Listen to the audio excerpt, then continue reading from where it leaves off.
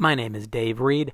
I am the product manager at eSpeakers, and today I am going to show you how to send out your pre-event questionnaire in style. No more sending a link to a Google form in an email for you, my friends. That is not good enough.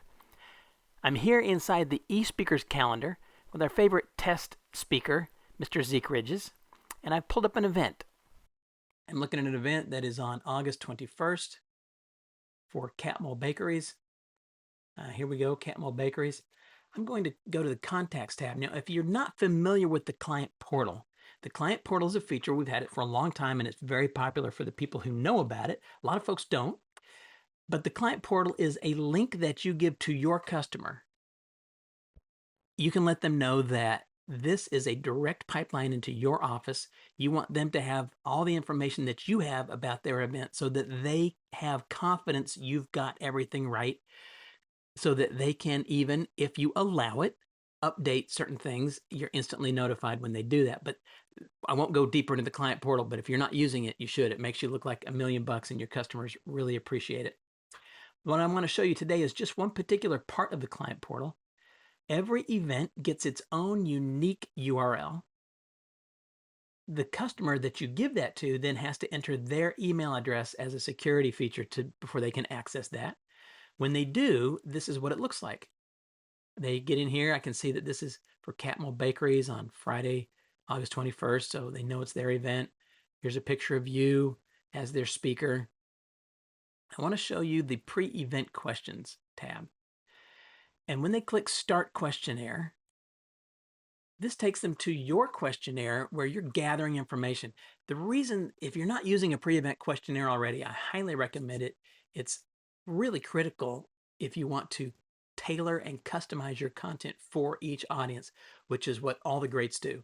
You don't want to give a 100% canned presentation. You want it to be customized. You want it to be tailored. You want it to help your client achieve their goals for that meeting. And so a pre-event questionnaire like this asks things like, what's your event goal? How are you going to measure success? Tell me about the audience that's going to be in the room. Other questions. You will be able to tailor this survey to have any questions that you want on it. So I know some speakers who have a pre-event questionnaire that's 4 or 5 pages long. They get a lot of information. Other speakers that I know have a shorter one, and that's great.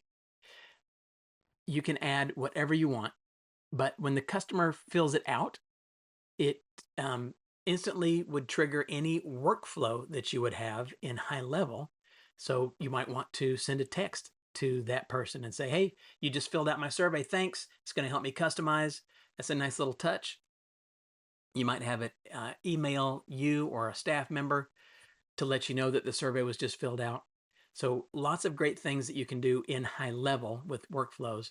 But in eSpeakers, back in the eSpeakers calendar, the results of that survey get attached to this event as permanent storage on there as a PDF file that you can go back and look. The results of that survey also go into the notes for the event, so you've got it recorded there as well. And then finally, you and or your staff are email notified the moment that survey gets filled in so that you know that it's come in and you can come take a look at what your customers let you know. So lots of good things happen when you connect your pre-event questionnaire through the customer portal using the high-level surveys. So how do you do it? I'm just going to walk you through that, and then we'll wrap up. In high level, I'm going to switch back here. In high level, this is the high level CRM. So we've switched out of the eSpeakers calendar, and now we're in the high level CRM. If you go to the Sites tab here along the left, and then go to Surveys and Builder, let me just highlight that again, Surveys and then Builder, you'll have an eSpeakers folder, and everybody's got this. Every pro customer has got an eSpeakers folder because we pre-populated your high-level account with this template. You click into that, and you'll be able to see the default questions that I just showed. Event goal, success, audience. If you haven't used the high-level survey builder, it's very easy. It's just you drag and drop different types of questions over. You can make pages of questions to sort of break it up so they don't get daunted by a really long form. You can do actually some really clever things with the high-level surveys, but you don't have to be clever. You can just make a very basic survey. It's up to you. And this is what it looks like. So once you make your survey, and you can start with ours as a template. Let me show you this right here. So you can start with our questionnaire, use the little shish kebab menu over here to duplicate it, and then you will have your own copy. And you can totally throw everything in our survey out if you want. The one thing you need to leave is this question right here, this magic event code question. It's hidden, so the client doesn't see this question, but behind the scenes, that's used to link the survey results with the particular event that they came from, that they're tied to. So just make sure you keep that question in there. Everything else you could throw out and make your own. So the last step you need to do is back inside the eSpeakers calendar.